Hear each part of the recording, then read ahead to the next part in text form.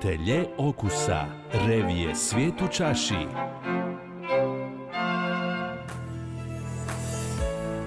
Dragi slušatelji, ljetne vrućine su prošle i osvježenje je stiglo s jeseni. Ali to ne znači da sada treba do idućega ljeta, nekog rođendana, Božića ili Nove godine zaboraviti na hladan pjenušac. Pjenušac se ne pije samo kao tekuće osvježenje u ljetnim danima ili u danima prigodnoga slavlja. Pjenušac se, kada je znalački proizveden, može piti s posebnim užitkom i kao svakodnevni napitak u bilo koje doba godine. Dragi slušatelji, s nama je u drugom dijelu dana, na drugom Hrvatskog radija, u Ateljeu okusa, glavni urednik revije Svijet u čaši, Željko Suhadolnik. Gospodine Suhadolnik, dobrodošli na drugi Hrvatskog radija. Hvala lijepa, bolje vas našao. Evo, dao sam naslutiti ovim kratkim uvodom našim slušateljima da ćemo u našem Ateljeu okusa za početak razgovarati o raslađenom piću s mjehurićima u čaši, pjenušcu. Još do prije relativno kratkog vremena u nas se na pjenušac gotovo i nije obraćala pažnja, ni među proizvođačima, a ni među potrošačima plemenite kapljice. Raduje nas, gospodine Suhadolnik, da je danas situacija po svemu sudeći prilično drugačija. Naime, svjedoci smo lijepe ekspanzije, vjerujem, složit ćete se, proizvodnje vrlo kvalitetnih mjehuričastih proizvoda u Hrvatskoj, posebice u Zagrebačkoj županiji. Ima li tu i vaših zasluga, odnosno zasluga vaše revije, Svijet u čaši? Pa ja mislim da ima. Naime, Svijet u čaši kao prva hrvatska revija specijalizirana za vino rado je objavljivala novosti o našoj vinskoj produkciji, pa tako naravno i o novim tim mjehuričavim, da tako kažem, proizvodima. Bili smo osim toga i inicijatori osnutka udruge hrvatskih proizvođača pjenušaca s ciljem da se stvari razvijaju brže i bolje. Udruga je funkcionirala određeno vrijeme, a onda se malo po malo njena aktivnost, nažalost, smanjila. Nazdravimo jeseni s pjenušcem. Tako je pisalo u pozivnici vaše revije Svijet u čaši, kojom ste pozvali svoje prijatelje na zdravicu jeseni pjenušcima Zagrebačke županije. Možete li nam otkriti za koju ste prigodu jučer nazdravljali u materinoj kući u središtu Zagreba? Pa evo, nazdravljali smo novome broju Svijeta u čaši koji je upravo izašao iz tiskare. I u prvom planu bili su pjenušci upravo Zagrebačke županije koja je postala vrlo dinamična u ovoj proizvodnji, posebice bih to mogao reći za Plešivicu.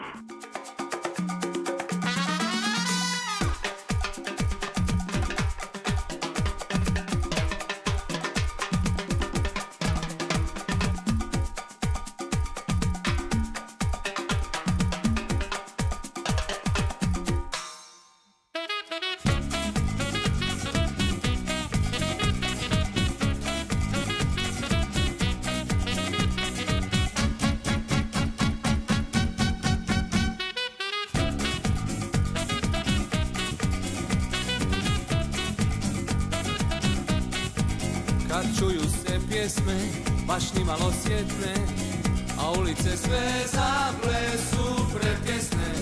Ne miruje nitko, dok glazba se čuje, sa nama sve mirno čas luduje. Planeta se ljulja kao barka od papira, cijeli svijet je sada orkestar što svira. Kao da je pijana, luna pleše ča ča ča, s njom u ritmu njišu se ptice s krovova. Kao da je pijana, luna pleše ča ča ča, ova noć je čarobna, nitko ne spava.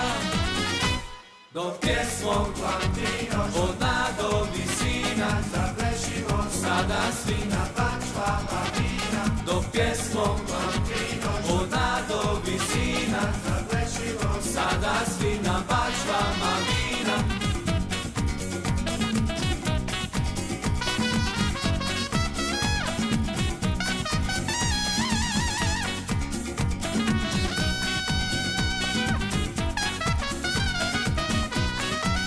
Kao da je pijana, luna pleše ča ča ča, s njom u ritmu njišu se ptice s krovova.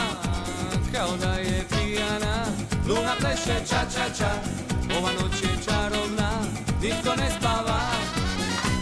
Dok pjesmom od dna do visina zaplešimo sada svi na bačvama vina. Dok pjesmom pjesmom od dna do visina, sada svi na bačvama vina.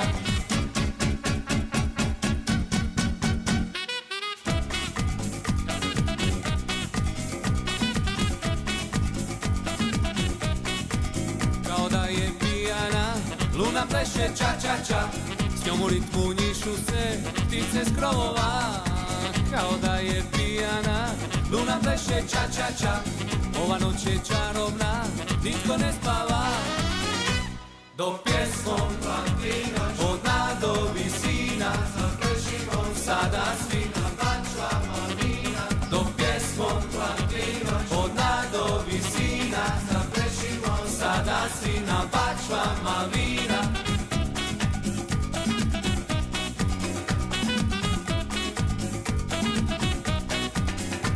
Dok pjesmom od dna do visina, sada svi na bačvama vina. Dok pjesmom od dna do visina, sada svi na bačvama vina. Dragi slušatelji, prvi broj prve hrvatske revije za vino, gastronomiju i turizam, Svijet u čaši, izašao je na Martinje, davnog 11. studenog 1992. godine. S nama je u ateljeu Okusa njezin urednik, Željko Suhadolnik. Gospodine Suhadolnik, čestitamo na ovom hvalevrijednom stažu. U ovim ekonomski turbulentnim vremenima trebalo je to zasigurno izdržati. Koji je ovo broj revije koji sada promovirate? Pa evo, ovo je naš 153. broj. Moram reći da smo počeli vrlo ambiciozno s izdanjima svakog mjeseca, ali se onda ubrzo pokazalo da je za ovakav specijalizirani časopis vezan uz tematiku koja se kod nas promjenama u društvu nakon osamostaljenja tek počela zapravo otvarati, prikladnije da ritam izlaženja ipak bude dvomjesečni. Uspjevali smo plivati kroz financijske probleme i zahvaljujući velikom osobnom angažmanu svakoga od nas u poslu, evo, doplivali do 25. godine i izlaženja.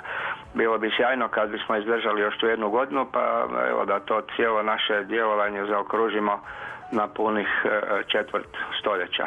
Vi ste tijekom protekle 24 godine bili u mnogo čemu u segmentu enogastronomije u Hrvatskoj, rekli bismo, ispred vremena.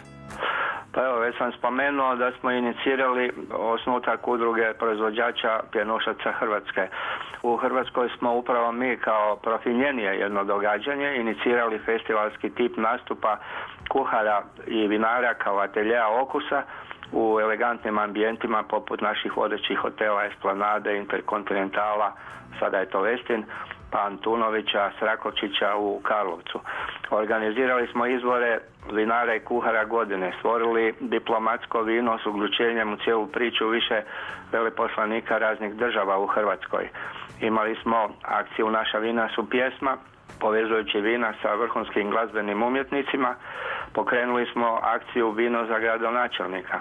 U vrijeme kad su se hrvatski vinari držali samo svojega dvorišta, krenuli smo u njihovo povezivanje, naravno kroz razmjene posjeta s poznatim inozemnim kolegama, i to je bilo u akciji Dobro mi došao prijatelj. Hrvatskoj obrtničkoj komori predlagali smo akcije na popularizaciji tradicijskih hrvatskih jela i hrvatskoga vina.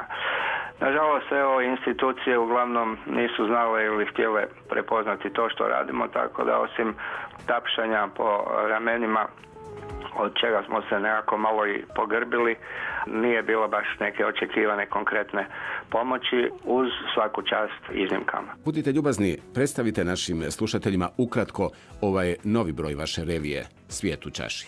Pa evo, ukratko, iako s mjehurićima tekstualno ne otvaramo ovo izdanje, krenuo bih kad su već oni spominjani na početku, i s obzirom da su oni i u naručju vinskih kraljica na naslovnoj stranici ovoga broja, dakle krenuo bi s njima. U broju 153 objavljujemo širi tekst upravo o pjenušcima Zagrebačke županije, inače nedavno vrlo uspješno predstavljenima na renomiranom sajmu poljoprivrede i prehrane Agra u Gornjoj Radgoni, koja je inače kolijevka slovenskih pjenušaca.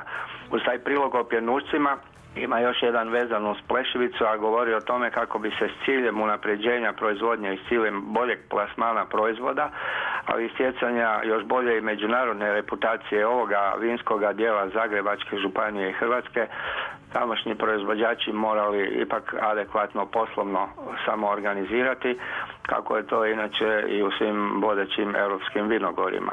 Naglasak ovome broju je i na tradicijskim hrvatskim jelima.